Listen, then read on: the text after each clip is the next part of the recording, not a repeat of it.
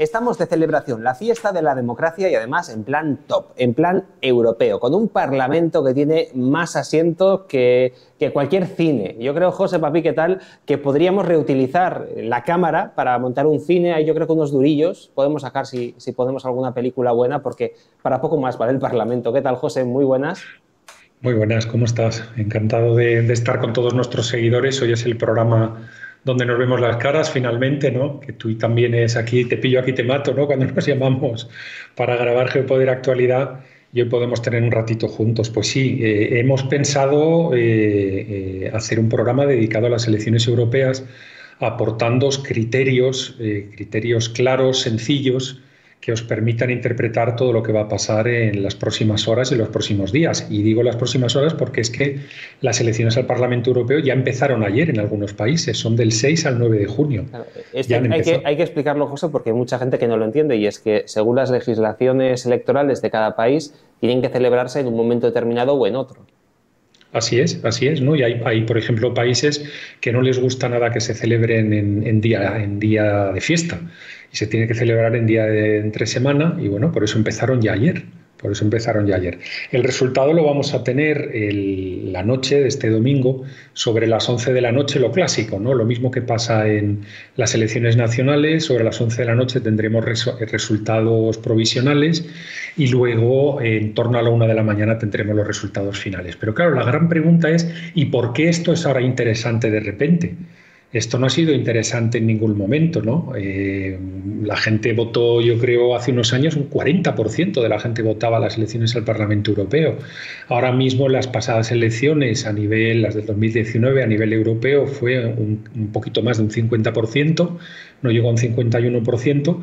Y bueno, ¿y por qué de repente esto del Parlamento Europeo pinta tanto y tiene tanta importancia? Pues fíjate, José, al hilo de esta pregunta que estás realizando, lo que escuchamos en todos los debates, en todas las entrevistas y en todos los sitios, en todos los mítines. De hecho, cuando venía hacia el estudio había un mitin del Partido Socialista en el que la única palabra en la boca de la candidata, que en este caso era Idoia Mendia, decía: contra la ultraderecha, contra la ultraderecha, contra la ultraderecha. Hay que votar para que no venga la ultraderecha, Putin, China, Orbán, tal. Bueno, todo el mismo saco.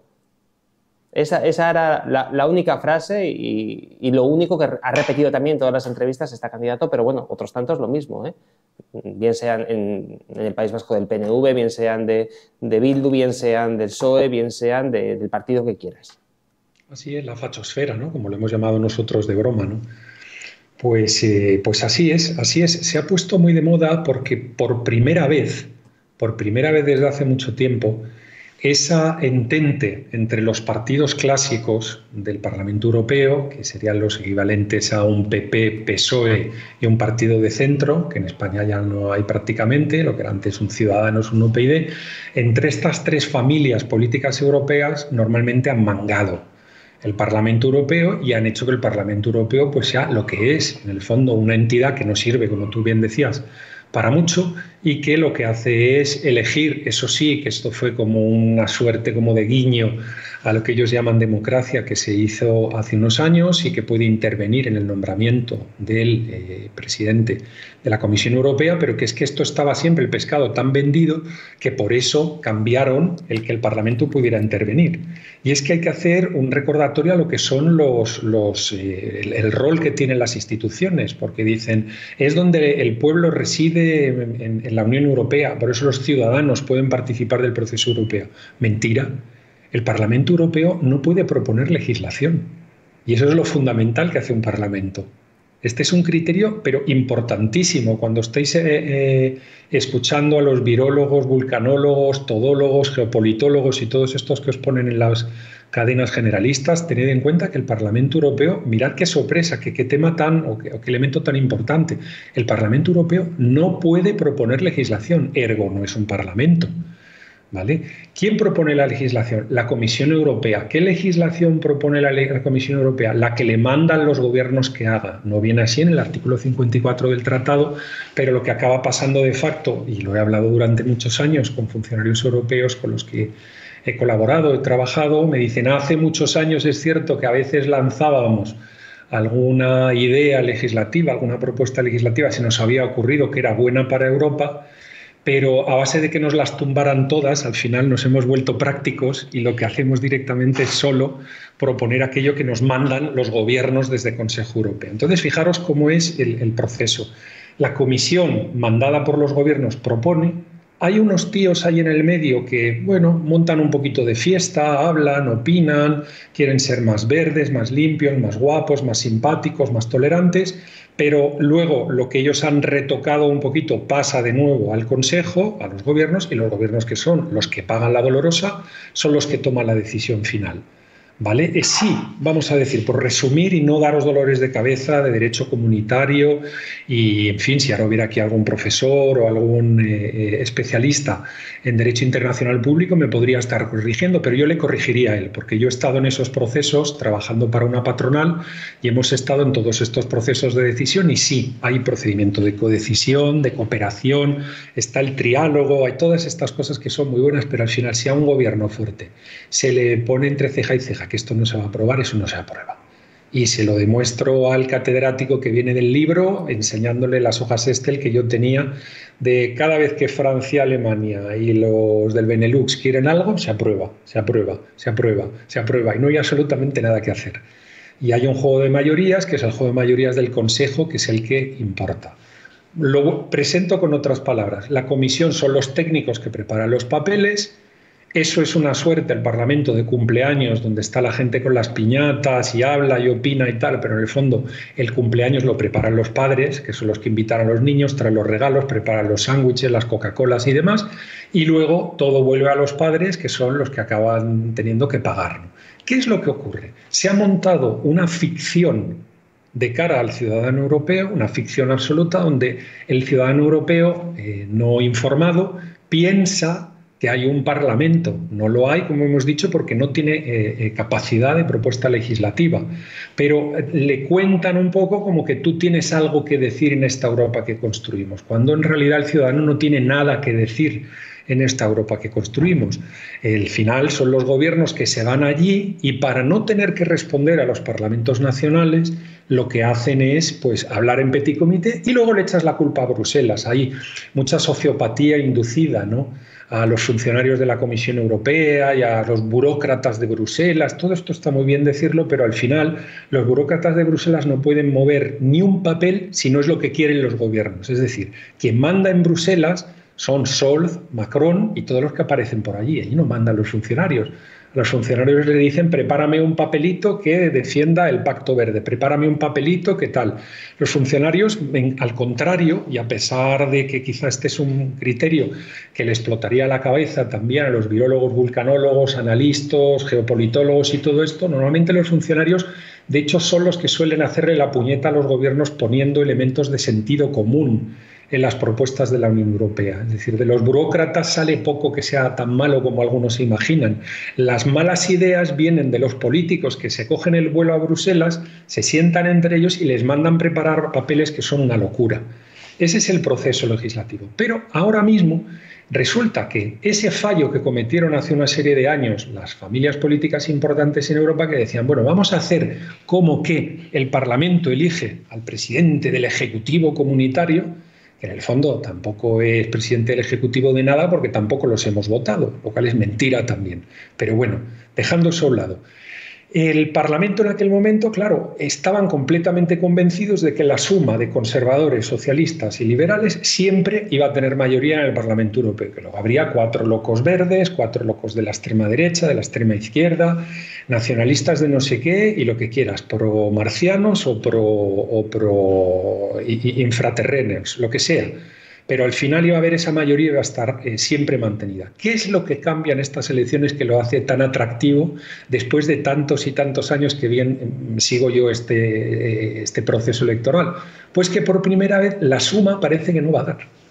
La suma, que en este caso tiene que ser de 361 eurodiputados, parece ser que no va a dar. De hecho, ahora mismo están diciendo, lo contábamos en Geopoder Actualidad, que sí queda, que van a llegar a 390. Pero es que luego hay muchos eurodiputados, sobre todo los viejunos, que ya no quieren que el jefe, ya no necesitan que el jefe de partido los vuelva a poner en las listas, porque hay algo que muy pocas personas conocen y que te puede explicar las carreras políticas de personas como Rosa Díez o demás. Tú estás 2 mandatos en el Parlamento Europeo y ya tienes la pensión de por vida, ¿eh? 2 mandatos.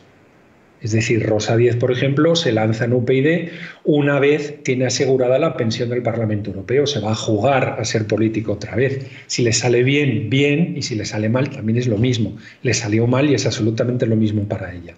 Entonces, claro, uno que ya esté en segundo mandato, incluso en tercer mandato, está más tranquilo, pero vamos, es que es lo mismo. Ya se pueden en ese momento, ¿no?, descubrir que ellos son disidentes, alternativos y no sé cuánto, como le pasa a muchos políticos españoles que cuando cumplen los 70 ya no valen para nada, pues en ese momento ya quieren el diputado de distrito, ya quieren mejorar el esto y mejorar lo otro. Claro, les pusieron en la lista 2 o 3 veces y luego ya no hace falta, ya ni necesitan la lista, se les vuelven a poner bien y si no les vuelven a poner también porque ya tienen la pensión, ¿no?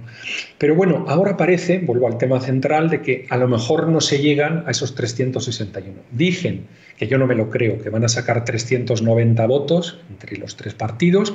Hay un 10% de díscolos que nos pondría debajo de los 361 necesarios, con lo cual ese acuerdo tácito que tenían, si los socialistas han sido los más votados, ellos nominan al presidente de la Comisión, si han sido los del Partido Popular Europeo, ellos nominan al presidente de la Comisión. En las elecciones del 2019 fue el Partido Popular Europeo y por eso se nominó a Ursula von der Leyen como presidente de la Comisión, ¿no? Entonces, ese es el asunto que cambia, que metieron la pata. Estaban tan confiados en que esa mayoría de los 3 partidos al uso siempre iba a manejar lo que pasaba en Europa, que por primera vez parece que no llegan a la mayoría. Y entonces es en ese momento, claro, que empieza esta campaña psicopolítica de la fachosfera, de que vienen los fachas y demás, porque es que puede ser que no tengan mayoría para conseguir que se vuelva a nominar a... Van a ganar, evidentemente, las elecciones europeas el Partido Popular Europeo como partido, pero hay una serie de siglas de esta fachosfera, los de Identidad y Democracia, que están debajo, de hecho, del ECR, los conservadores y reformistas europeos, hay sueltos por ahí, como la Alternativa por Alemania, el Fidesz húngaro, etcétera, que todos sumados y perteneciendo a eso que llaman la extrema derecha, resulta que juntando su voto van a ser el partido más votado. Y entonces, ¿cómo haces la mayoría? ¿Qué estaba intentando Ursula von der Leyen? Está intentando desgajar un trozo de la fachosfera, vamos a decir, los más moderados, capitaneados por Giorgia Meloni, los del ECR, y desgajar esta parte de la fachosfera, pues le permitiría a ella juntar a sus votos a los del Partido Popular Europeo y ella sueña que a los de los liberales, porque los socialistas ya están diciendo, lo ha dicho Teresa Rivero y lo han dicho muchos otros, que ni hablar del peluquín, que ellos no están interesados si entra el ECR. Y por eso se está generando este caos. Hubo un error a la hora de reformar el tratado en su momento, metiendo al Parlamento, que insistimos, no es un Parlamento porque no tiene poder de propuesta legislativa, metiendo al Parlamento en todo este guirigay de cosas. Y entonces la han liado y por primera vez esta regla, digamos, les puede fastidiar.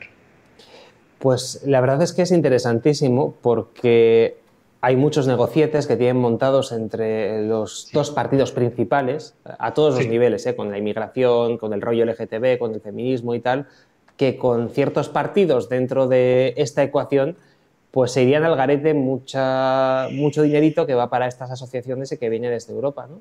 Lo cual también pues, a más de uno le está haciendo temblar, y no es por una cuestión de derechos humanos, porque aquí nadie se preocupa de los derechos humanos. Entiendo que la gente que nos sigue lo tiene muy claro, pero cuando se hace referencia a estas cosas, que si los derechos de los maricas, de no sé qué, de las mujeres, patatín, patatán, patacual, al final lo que hay es dinerito, hay subvención, que con ciertos partidos pues no va a llegar. Probablemente esa subvención se dará a algún otro colectivo que vaya más acorde con ellos, muy probablemente, y aquí lo que hay es dinerito y poder. Desde luego que hay dinerito. Fíjate que un parlamentario europeo cobra alrededor de unos 120.000 euros al año y luego tiene otro tanto dinero, ¿vale?, para nombrar asesores y ayudantes que normalmente son como dice un economista que conocemos, amigos y correligionarios, ¿no?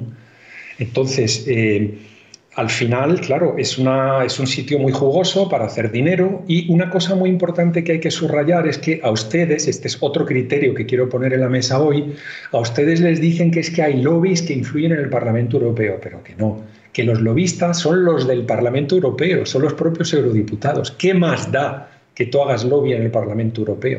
Yo, que he trabajado como secretario general de una patronal europea durante 11 años, el momento en el que uno trataba de influir es o bien en el trabajo técnico de la Comisión Europea o bien era influyendo a los gobiernos. En el Parlamento te pasabas un rato, hablabas con alguno, intentabas que alguno corrigiera algún tipo de propuesta legislativa que venía de la Comisión, que estaba así, pero el Parlamento Europeo no importaba en general, ¿no? Entonces a ustedes les venden el relato de que ustedes han decidido como ciudadanos quiénes están en el Parlamento, y ahí hay unos tíos muy malos que son los lobbies y que son los rusos, los chinos y todos los de la fachosfera del mundo mundial, que les influyen a los pobres europarlamentarios. No, el Parlamento Europeo no pinta a prácticamente nada en el proceso de decisión europea. Es una broma, es decir, a los especialistas en tema europeo que se van al Parlamento Europeo a trabajar, sabe que su carrera se ha terminado, que están ya en una institución que pinta poco. Ahora bien, ¿que tiene una utilidad? Pues sí, para el bolsillo sí. Y algo que tú me estabas comentando fuera de cámara, Xavi, sí puede ser una plataforma que te da horas de cámara y te da dinero para que tú puedas lanzar luego un partido en política nacional. Eso que tú me comentabas, pues tiene todo el sentido. Además, es un proceso que lo vivimos con Podemos en España. Todos recordarán cómo Pablo Iglesias estuvo paseando por todos los platós de diferentes televisiones nacionales. Empezó, es verdad, creo que fue, no sé si fue en 13 o Intereconomía, alguna de estas dos, además de aquella que una televisión local. Canal 33 empezaron, ¿no? Sí, estuvieron en una local, en Canal 33, pero luego ya dieron el salto a Intereconomía, al Gato al Agua. Sí, este tipo de cadenas. Sí, y también empezaron a aparecer en esa televisión iraní, Hispan TV creo que se llamaba, donde también se les dio una plataforma importante, unos programas donde se veía que había mucho presupuesto y producción. Y después de darse a conocer, pues crearon un partido que se presentó a las europeas, en el que, por cierto, se llamaban ya Podemos, pero no pusieron el logotipo del partido, sino que pusieron la cara de Pablo Iglesias, porque era la persona que era conocida, y no recuerdo cuántos diputados sacaron, pero sacaron 3, 4, 5, y con aquello, pues consiguieron un presupuesto para impulsarse luego en una carrera nacional. Y esta reflexión la hemos hecho a micrófono cerrado, José, porque precisamente a las elecciones europeas se presenta Albise, que es un conocido periodista, que también dentro de algunos medios de comunicación, quizás algo más alternativos, que ahora toca en este momento histórico que sean más medios de comunicación de la derecha, los que son alternativos, evidentemente porque gobierna la izquierda, pues el señor Albise ha montado un partido que se llama Se acabó la fiesta, que es crítico también pues, con izquierda y con derecha, y parece que esta puede ser una plataforma para lanzarlo, vete a saber, igual también en el ámbito nacional, ¿no? Porque en España sí que ocurre que hay mucha gente que se ha quedado huérfana de partido, con todas las comillas, ya sabemos que todo es una filfa, una farsa, en fin, pero para que me entiendan ustedes, lo estoy explicando de una manera muy sencilla, ¿no? Hay, digamos, un grupo de gente que se ha quedado huérfana de partido, que no encuentra a nadie con quien identificarse, gente que puede venir de la izquierda y que algunas cosas de Vox le pueden parecer bien, pero como son muy de derechas, pues les da como cosa acercarse a ellos, pues quizás pueden estar a favor de ir en contra de los independentismos, en contra de la inmigración masiva, pero claro, tienen una retahíla y un bagaje a sus espaldas de Falange y de otros partidos que a muchos pues no les gustan, ¿no? Pues quizás esta Albise pueda ser una especie de convergencia, ¿no? de cierta gente que pueda venir de izquierda y de derecha y que forme pues, una especie de UPyD 2.0, ¿no? De alguna manera, un espacio también, José, que se ha quedado libre en España, ¿no? Ese espacio que hacía referencia de los liberales, ¿no? No, así es, y acuérdate que hemos tenido a Ruiz Mateos y a ese tipo de políticos en el pasado, ¿no, Xavi? Es verdad. Lo ha habido en su momento. Hombre, en Italia hay un movimiento, por ejemplo, el movimiento 5 Estrellas se lanzó fortísimo gracias al Parlamento Europeo. Coincide además con la época de Podemos, ¿no? Era la nueva política que le llamaban entonces, también Ciudadanos. Sí, llegaron al gobierno, tenían eurodiputados muy fuertes y eso les generó muchos ingresos, ¿no? Es conocido, por ejemplo, podemos ir al caso de Francia, como en el fondo la agrupación nacional de Marine Le Pen, anteriormente su padre también, se lanza desde el Parlamento Europeo, porque es allí donde logran ser elegidos, no como diputados en Francia, pero sí como eurodiputados, porque está la circunscripción única, la circunscripción única nacional, que facilita efectivamente con muchos votos pueda sacar un representante, ¿no? Al estar muy desperdigados por todo el país es complicado por las circunscripciones que en países como Francia, un partido muy alternativo, pueda sacar representación, porque tienen el sistema mayoritario. En España es algo más sencillo, pero también es más complicado. Sin embargo, a circunscripción única, pues es más fácil sacar un diputado y tener esa visibilidad, ¿no? Que en última instancia es lo importante para tener la Cámara y para que tengas el dinerito y que te conozcan y te voten, claro.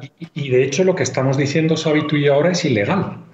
Y te voy a explicar por qué es ilegal. Es ilegal porque este fue un caso de corrupción, por ejemplo, que le abrieron a Marine Le Pen, que es que le dicen, oiga, que yo a usted le he votado para ser eurodiputado, le he nombrado para ser eurodiputado, usted cobra su sueldo por eso y los asesores que están trabajando para usted tienen que estar en el tema de la legislación europea. No pueden estar haciendo política nacional. ¿Qué es lo que ocurre en realidad? Lo que tú estás diciendo. Eso lo hizo el Movimiento 5 Estrellas, es lo que hizo Podemos, es lo que hizo Marine Le Pen, y aunque está formalmente prohibido, es una plataforma que luego se usa para política nacional. Es decir, Alvise, cuando dice empecemos en Bruselas para luego continuar en España, lo que está diciendo en teoría ya le tendría que abrir un caso se tendría que abrir un caso de investigación contra él. Porque es que no puedes utilizar los recursos que generas en el Parlamento Europeo, que son muy jugosos, para luego hacer campañas nacionales. Eso te lo tienes tú que financiar de otra forma, con donaciones, los trabajadores tienen que ser diferentes, quien paga las facturas tiene que ser diferentes. Le estamos haciendo un aviso, digamos, ahora, si hay algún partido de estos que llaman emergente o algún político emergente, que lo tenga en cuenta porque luego te puede caer una investigación. ¿Vale? Entonces, otro tema muy importante es que el Parlamento Europeo habla por esa boca, pero luego resulta que su sede está en Estrasburgo y que tienen lugar algunas reuniones en Bruselas al año, creo recordar que eran las de abril y diciembre, y todo el resto de reuniones tienen lugar en Estrasburgo. Con lo cual, aunque la sede operativa de trabajo está en Bruselas, es un circo, un circo. Yo he tenido que ir muchas veces a Estrasburgo a trabajar, a hablar allí con eurodiputados, y es un circo que cada mes se van una semana allí, los hoteles valen un pico, los restaurantes están llenos, los trenes llenos, las carreteras llenas y los aviones de vuelo business, por supuesto, están bien llenísimos. José, ¿qué hacemos aquí nosotros? ¿Y por qué no nos hemos metido en el Parlamento Europeo, nos montamos un partido y nos vamos a vivir la buena vida? Es que es increíble. Nos queda algo de decencia, ¿no? Tenemos el problema de haber sido... Efectivamente, lo estaba diciendo con ironía, obviamente, pero... Hemos sido discípulos de Antonio García Trevijano. ¿Qué vamos a hacer ahora? Si es que esto ya nos ha fastidiado, ¿no? José, para disfrutar de esas posibilidades, ¿no? Y luego que te voy a contar a ti de esos lunch y esas fiestas que se montan en el Parlamento y de las que todos hemos oído hablar. Sí. Bueno, hombre, hubo unos británicos que les quitaron el derecho al pase, que tuvieron que cerrar su blog, que demostraron que en el 65% de los baños del Parlamento Europeo había restos de determinadas sustancias, ¿eh? Entraron porque cuando tienes el carné, digamos, de lobista, pues se puede pasar allí, entrar y salir y tal, y se fueron y se dedicaron a tomar muestras en los baños y allá había de todo, ¿no? Pero bueno, esto que te he contado, la fiesta de Estrasburgo, son 120.000 millones de euros al año. 120.000 millones de euros al año. Lo digo porque Vamos luego... a compararlo con la deuda de España. Claro. Que anda ahí. Sí. No, pero que es que luego nos cuentan que, Xavi, nos van contando que si hay que ser verde, hay que limpiarse el papel del váter con mucho cuidadito porque hoy estamos cortando árboles y hay un montón de cosas, pero luego esta fiesta la sostiene la Unión Europea y parece ser que le parece bien a todos los gobiernos, los franceses sobre todo, que tienen una ciudad que se dedica al turismo profesional como Estrasburgo, porque de otra forma pues no iría nadie allí, ¿no? Y bueno, de fondo hemos contado lo que hay, ¿no? Hay una tensión ahora mismo, no puedo explayarme, pero hay una tensión en Bruselas brutal contra Ursula von der Leyen. Ha tenido una manera muy autoritaria de gestionar la Comisión Europea. Charles Michel, el presidente del Consejo, está haciendo lobby, pero a muerte contra ella. Macron está luchando contra ella. El propio gobierno alemán, que lo contábamos en Geopoder Actualidad, en el caso de que estas mayorías que comentábamos antes no se produzcan, ya están pensando en un par de cargos del Partido Verde alemán para ser los comisarios alemanes. Ursula von der Leyen no acaba siendo nombrada. Y bueno, ya vimos en el aquelarre de Bucarest, ¿no? en la que la red de Bucarest, como fue elegida con menos del 50% del voto. Es decir, ahí le preparó una trampa otro enemigo íntimo que es de su propio partido, de la CDU alemana, que es Manfred Weber. Manfred Weber, que de hecho en las pasadas elecciones europeas iba como número 1 en el fondo, lo que llaman Spitzencandidate o algo así, que era el número 1 del Partido Popular Europeo para ser nombrado presidente de la Comisión Europea. De hecho, ganó las elecciones y de repente le dijeron, quítate, después de que el tío hubiera hecho campaña en 19 países, fuera como el número 1, y le dijeron, no, va a ser Ursula von der Leyen. ¿Por qué? Porque lo dice la tía Ángela desde Berlín y eso es lo que hay. Y eso es lo que hay. Entonces, imaginaros, vamos, es que no puedo detallar, pero las zancadillas que le pone Manfred Weber a una compañera de partido son tremendas, es decir, va por ella, le montó la red de Bucarest, que salió mal. Bueno, es tremendo. Bueno, a Weber también, por cierto, hay un insulto que me acuerdo. ¿Qué dijo Macron? Sí, lo llamó ectoplasma. Macron le llamó a Manfred ectoplasma, que no ha ganado nunca unas elecciones. Pues imagínate cómo se llevan, ¿eh? Luego fíjate, se sientan, se saludan, se sonríen, ¿sabes? Es una cosa. A mí hay una cosa que me fascina y es cómo es posible que la gente le tenga tanto miedo a la extrema derecha de Trump, de todos estos partidos. Que sí, que evidentemente hay gente que está muy pirada entre estos partidos y con los que yo no me iría ni a tomar unas cañas, que hasta ahí de acuerdo. Pero esa mala fama que consiguen muchas veces estos partidos bien ganada, ¿cómo es posible que toda esta gentuza que está viviendo a cuerpo de rey en el Parlamento Europeo tenga además buena fama? O sea, ya no es que oculte su mala fama, sino que además tiene muy buena fama y miramos a Bruselas siempre con esperanza. Por ejemplo, desde la derecha, por ejemplo, en España, ¿no? Cuando el presidente Pedro Sánchez hace una pifia, mira todo el mundo hacia Europa. ¿Qué va a decir Bruselas? Bruselas, o sea, un aura que parece que hay ahí en Bruselas y, sin embargo, es un pozo de corrupción a todos los niveles que a mí me fascina cómo encima, además de ser un pozo de corrupción, tiene esa fama de Deus ex machina, ¿no? Que parece que viene a solucionar todos los problemas. Así es, ¿no? Yo lo he vivido en primera persona décadas, vamos, es que ha sido parte de mi carrera profesional. Y sí, así es, pero hay algo, hay una tensión en el ambiente en esta ocasión, Xavi, tan grande que todos los procesos se están acelerando. Normalmente el nombramiento del presidente de la Comisión Europea se producía en septiembre, la votación. Dejabas como el verano pasar, bueno, nos vamos de vacaciones, vamos hablando y tal. No. ¿Os acordáis que os había hecho un calendario? Creo que lo hicimos encerrado para suscriptores la semana pasada. Sí. Bueno, pues lo han cambiado un poco, ¿eh? Todavía lo han acelerado más. No lo han acelerado más, lo han retrasado 2 días. Fíjate, es 27 y 28 de junio, reunión de Consejo Europeo, donde van a nominar al candidato que mandarán al Parlamento. El 16 de julio, que fue la fecha que os di, se reúnen el Parlamento Europeo, pero es para nombrar al presidente del Parlamento Europeo, y 2 días después ya quieren votar en el Parlamento Europeo al presidente de la Comisión Europea. Fíjate qué tensión hay, ¿eh? Y luego hay un mes de tiempo, si este candidato no saliera adelante, hay un mes para volverlo a votar. Van a trabajar en agosto, ¿eh? Extraordinario. También contábamos cómo en el mes de diciembre se nombrará al presidente del Consejo Europeo, pero eso es a dedo por los países y andando, ¿no? También hay una norma no escrita, que es que no solo te tiene que apoyar el Parlamento Europeo con 361 votos para ser nombrado presidente de la Comisión Europea, sino que además necesitas que una mayoría de la población europea, sumando a la población de los países, te esté apoyando. Es decir, si el gobierno español que apoya a un candidato, pues ya son 47 millones de votos. Es decir, aunque no nos guste el candidato, eso ya se considera que España ha votado a pito todos juntos, ¿no? Pero bueno, lo he preguntado, está consultando y dicen, oye, sorprende que haya habido tanta celeridad. Es decir, hay una tensión en el aire tremenda. Es decir, el 9 de junio a la 1 de la mañana, bueno, a las 12 de la noche, que si no ya a la 1 de la mañana es el 10 de junio, ya se va a saber cómo han quedado los resultados, pero es que inmediatamente nos van a poner en la mesa ya una votación y bueno, van a empezar los lobbies y demás.